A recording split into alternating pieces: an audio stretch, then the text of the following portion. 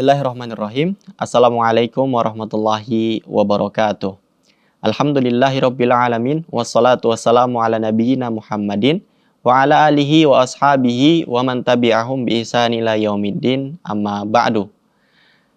Sahabat keluarga muslim dan pendengar radio Arisalah dimanapun Anda berada, kita kembali lagi di dalam program Manusia Pilihan, yang pada saat ini kita akan mengulas tentang tokoh Amir bin Abdillah At-Tamimi Al-Anbari yang kedua. Ya, sebagaimana yang pertama kita pernah sampaikan bahwasanya Amir bin Abdillah At-Tamimi adalah seorang remaja yang suci jiwanya dan hatinya diliputi ketakwaan kepada Allah Subhanahu wa taala. Di mana dia dalam kesehariannya itu membagi aktivitasnya ke dalam 3 bagian. Bagian pertama dia lakukan dalam beribadah kepada Allah Subhanahu wa taala, khusyuk dalam salatnya, dalam salat malam dan ibadah-ibadah lainnya. Kemudian yang kedua, dia mengisi harinya dengan hadir di majelis ilmu di antara gurunya yang bernama Abu Musa Al-Asy'ari radhiyallahu anhu, salah seorang sahabat Rasulullah sallallahu alaihi wasallam. Kemudian yang ketiga, dia membagi harinya untuk berjihad kepada Allah Subhanahu wa taala.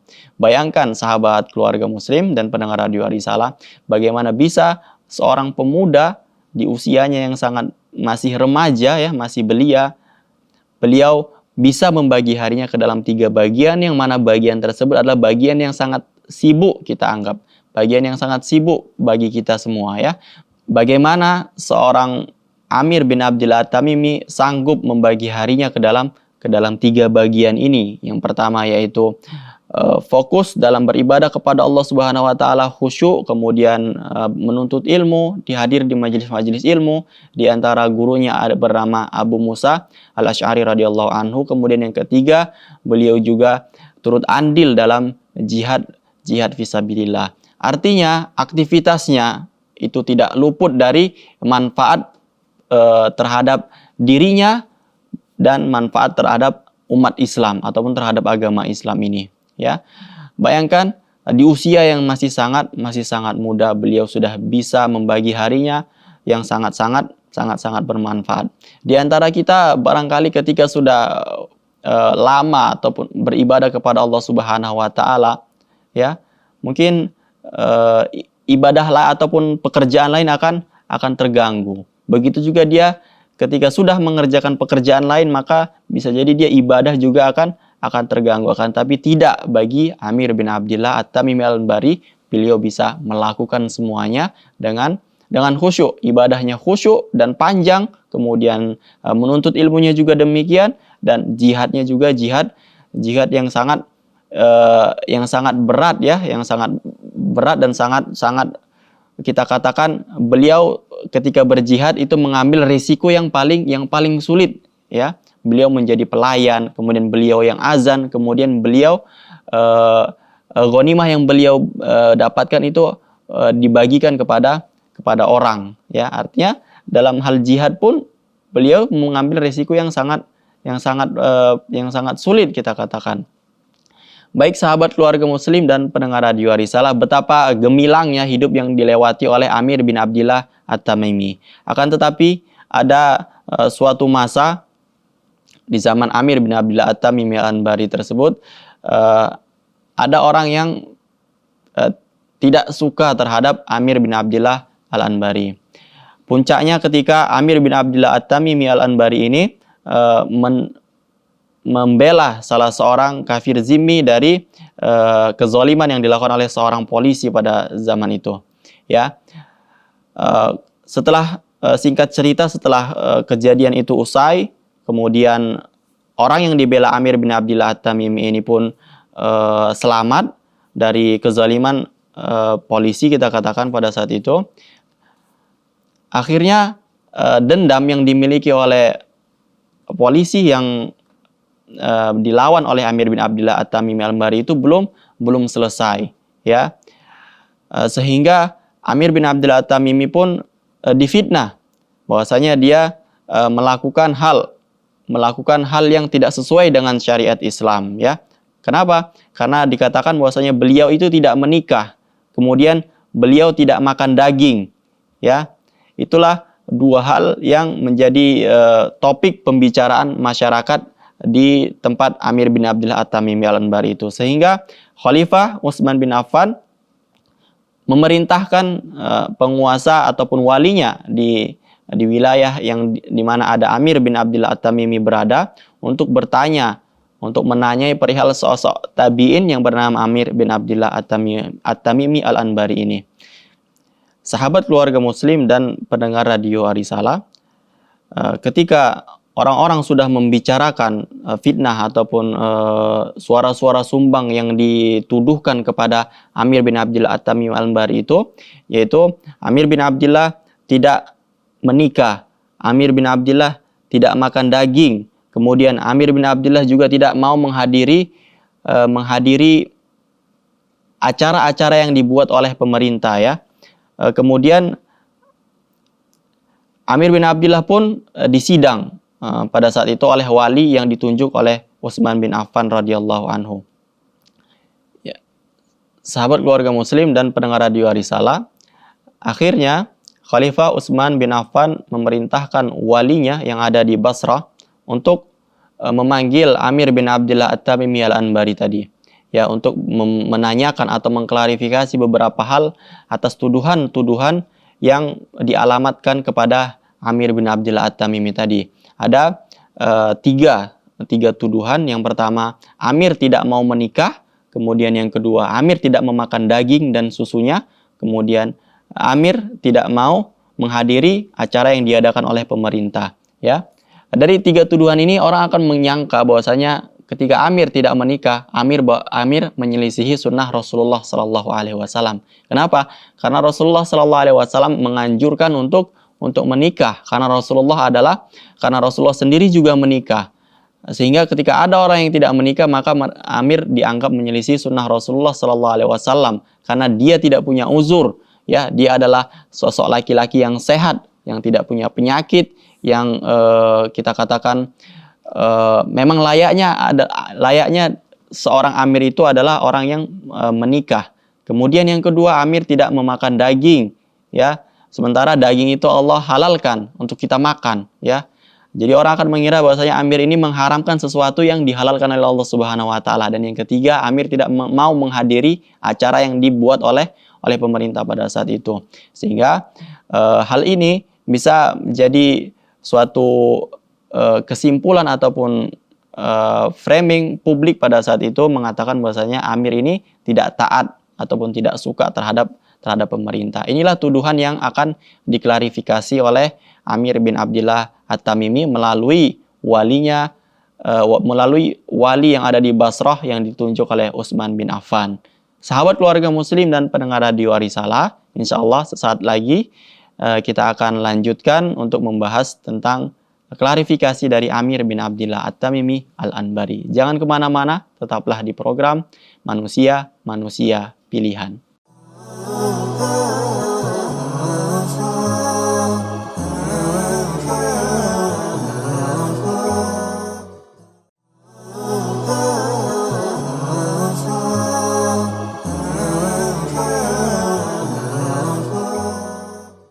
Sahabat keluarga Muslim dan pendengar radio Arisalah, kembali lagi kita di segmen kedua dalam program Manusia Pilihan yang menceritakan tentang sosok tokoh yang bernama Amir bin Abdillah At-Tamimi Al-Anbari yang kedua.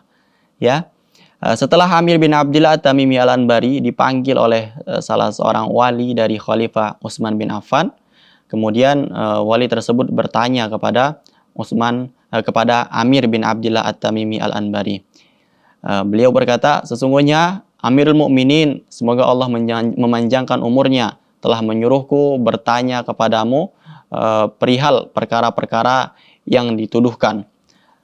Kemudian Amir menjawab, silahkan Anda bertanya sesuai dengan apa yang diinginkan oleh Amirul Mukminin. Kemudian wali tersebut pun bertanya, mengapa Anda menjauhi sunnah Rasulullah Sallallahu Alaihi Wasallam, yaitu tidak menikah?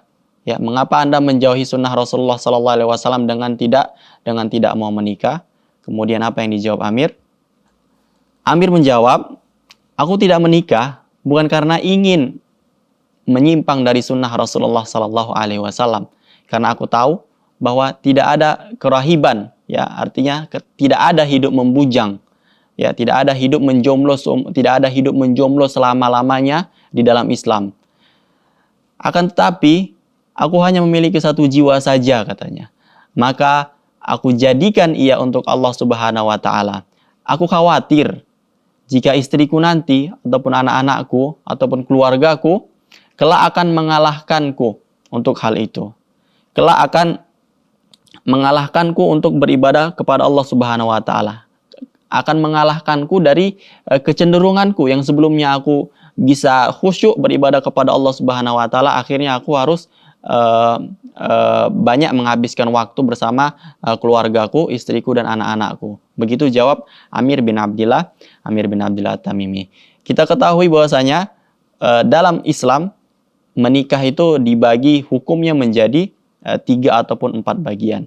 Yang pertama adalah wajib, yang kedua adalah sunnah, yang ketiga adalah makruh, atau yang ketiga adalah mubah, yang keempat adalah makruh, ya, ataupun yang kelima dia bisa diharamkan.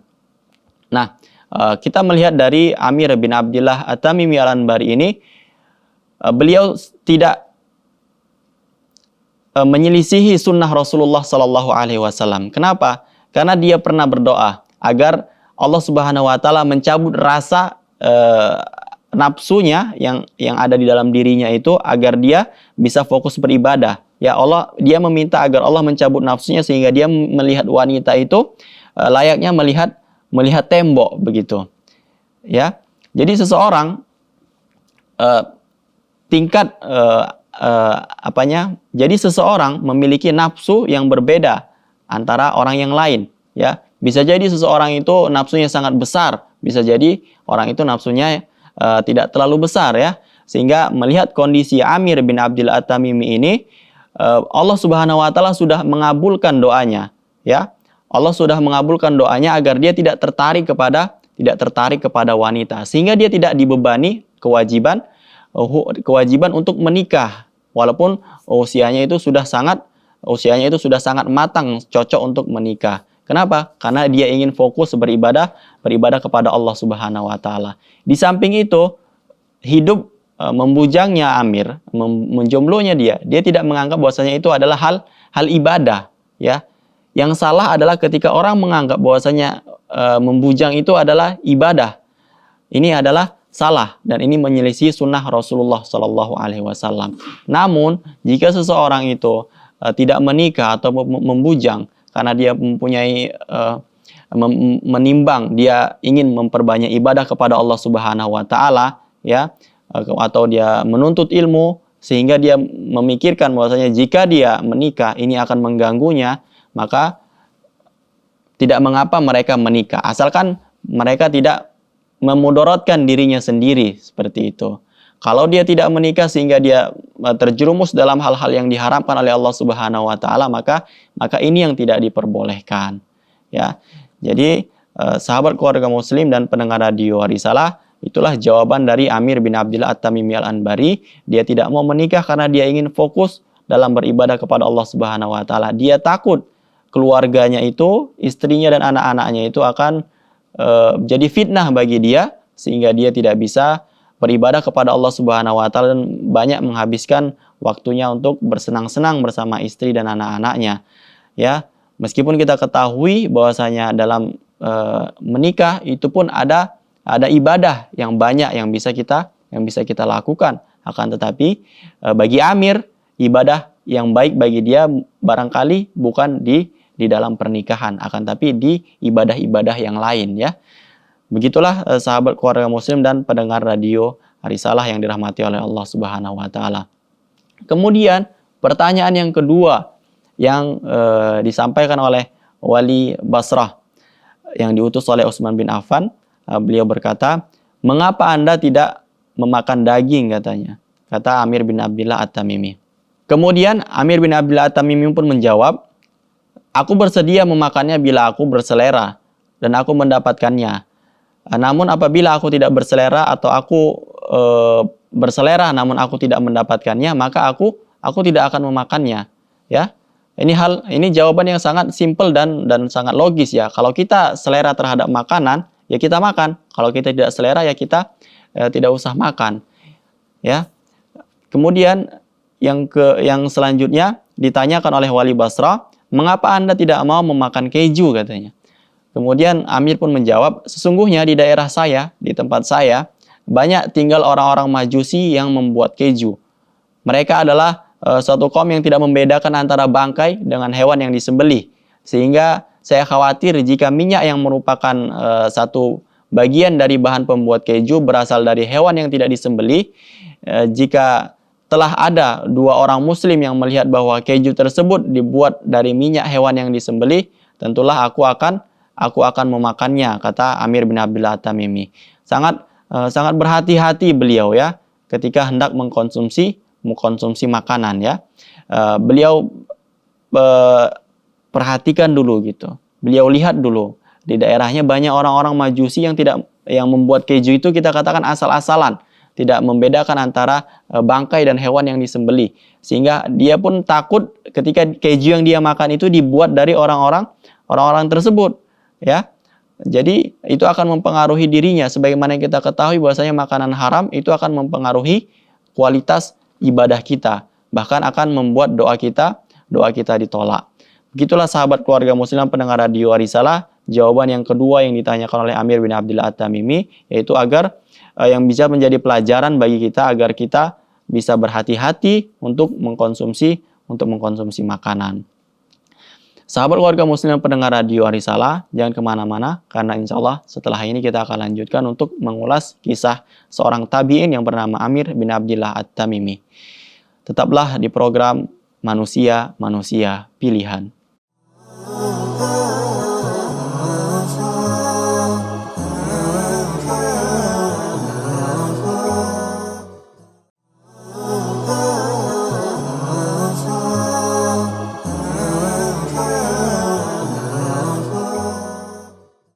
Sahabat keluarga muslim pendengar radio Arisalah, kita kembali lagi di dalam program Manusia Pilihan yang menceritakan tentang sosok Amir bin Abdullah At-Tamimi Al-Anbari yang kedua. Ya, jadi Amir bin Abdullah At-Tamimi Al-Anbari tadi sudah menjawab dua pertanyaan yang dilontarkan oleh wali yang ada di Basrah yang ditunjuk oleh Khalifah Utsman bin Affan. Tadi dia sudah menjawab mengapa Amir tidak menikah, kemudian yang kedua mengapa Amir tidak memakan daging dan tidak meminum susu atau tidak memakan keju ya.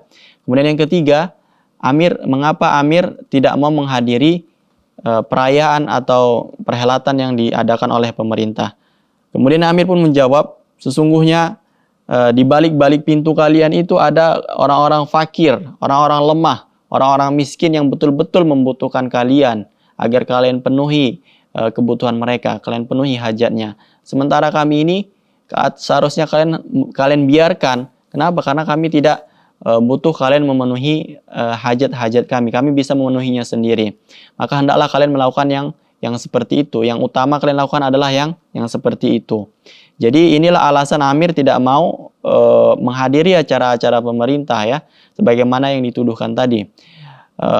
Jadi ini bukan berarti Amir itu membelot ataupun menolak pemerintah.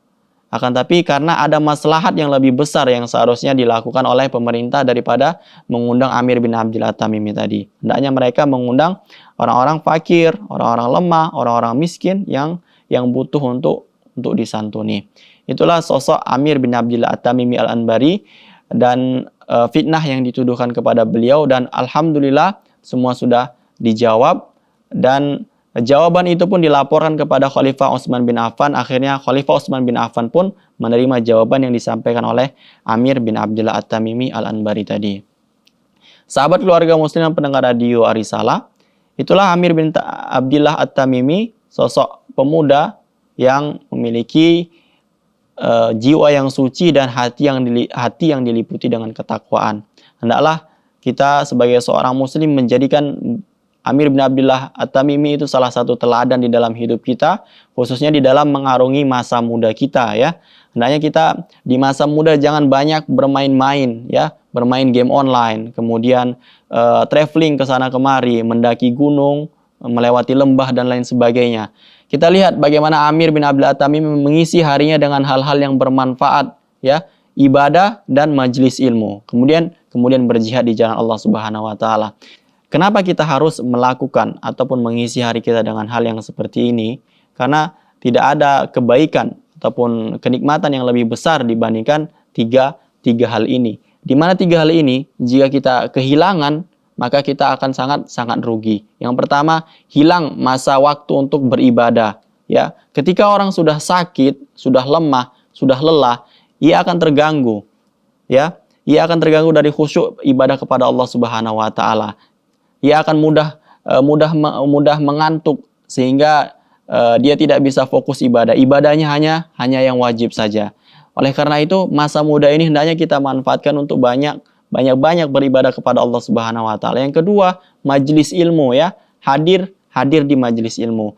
Kaki yang sehat, badan yang kuat, ya. Kemudian masih segar, hendaknya kita gunakan untuk selalu hadir di majelis ilmu. Di zaman ini Masya Allah, semua sudah dimudahkan.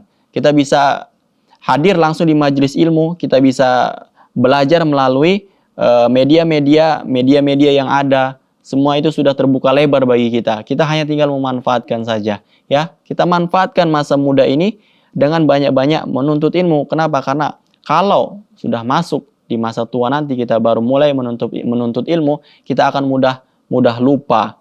Ingatan kita lemah, sehingga apapun yang disampaikan kita harus mengulangnya terus, dan ini akan membuat kita capek, ya. Kita harus di masa muda ini harus kita banyak murojaah, kita banyak belajar, pelajari apa yang belum kita ketahui. Begitu juga kita agar menganjurkan anak-anak kita yang masih muda agar senantiasa mereka itu banyak belajar. Kita ingatkan mereka itu agar jangan menyia-nyiakan masa mudanya, ya. Kita cegah mereka untuk menghabiskan waktunya dengan hanya bermain game, dengan hanya traveling ke sana kemari yang tidak mendatangkan manfaat bagi dirinya ataupun bagi agamanya. Ya, ini harus kita peringatkan. Begitulah sahabat keluarga muslim dan pendengar radio Risalah, hendaknya masa muda kita itu diisi dengan hal-hal yang demikian. Akhirnya Amir bin Abdullah At-Tamimi walaupun sudah bisa memuaskan akhirnya sahabat keluarga muslim, walaupun Amir bin Abdullah At-Tamimi sudah bisa membuat wali Basrah tersebut puas dengan jawaban-jawabannya, akan tapi fitnah yang menimpa dia juga tidak sampai di situ saja, ya. Sampailah hari di mana Amir bin Abdullah memutuskan untuk pindah dari Basrah, ya. Pada sahabat-sahabatnya, kemudian murid-muridnya juga ikut keluar mengantarkan Amir bin Abdullah At-Tamimi tadi, ya. Sampai di suatu tempat, kemudian Amir mengatakan, sesungguhnya aku adalah penyeru, maka kalian dengarlah seruanku. Saat itu Amir bin Abdullah pun mengangkat kedua tangannya dan berdoa,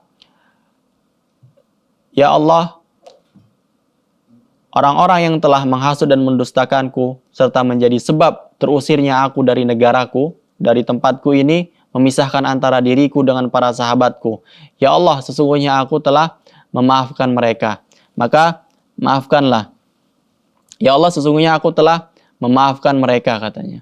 Maka maafkanlah dia. Berilah ia karunia kesehatan dalam agama dan dunianya. Limpahkanlah aku, dia dan juga seluruh kaum muslimin dengan rahmatmu, ampunanmu dan kebaikanmu. Wahai yang paling pengasih, wahai yang maha pengasih dan maha penyayang. Kemudian beliau pun mengarahkan kendaraannya menuju Syam. Lalu beliau pun pergi meninggalkan sahabat-sahabatnya dan murid-muridnya yang ada di Basrah tadi. Begitulah sosok Amir bin Abdullah At-Tamimi yang menjadi guru bagi begitulah sosok Amir bin Abdullah At-Tamimi. Meskipun beliau hidup dalam kegemilangan, kita katakan, masa mudanya yang sangat berkualitas, beliau isi dengan hari-hari yang sangat bermanfaat. Kemudian begitulah kisah Amir bin Abdullah At-Tamimi Al-Anbari. Meskipun beliau berusaha mengisi hari-harinya dengan hal yang bermanfaat bagi dirinya dan bagi agamanya, tetap ada yang tidak suka dan memperlakukan keburukan terhadapnya. Akan tapi karena memang beliau adalah orang yang sangat mulia, ya, maka beliau memaafkan orang-orang yang telah menghasut orang lain untuk membencinya. Tatkala Amir bin Abdullah sakit, ya, menjelang wafatnya, maka para sahabat-sahabat Amir bin Abdullah itu menjenguknya dan mereka mendapati bahwasanya Amir bin Abdullah ini sedang menangis. Kemudian mereka bertanya, apa yang menyebabkan Anda menangis padahal Anda memiliki keutamaan ini dan keutamaan itu? Disebutkanlah keutamaan-keutamaan Amir bin Abdullah tadi. Kemudian Amir bin Abdullah menjawab, demi Allah aku menangis bukan karena ingin hidup lama di dunia, akan tapi aku takut menghadapi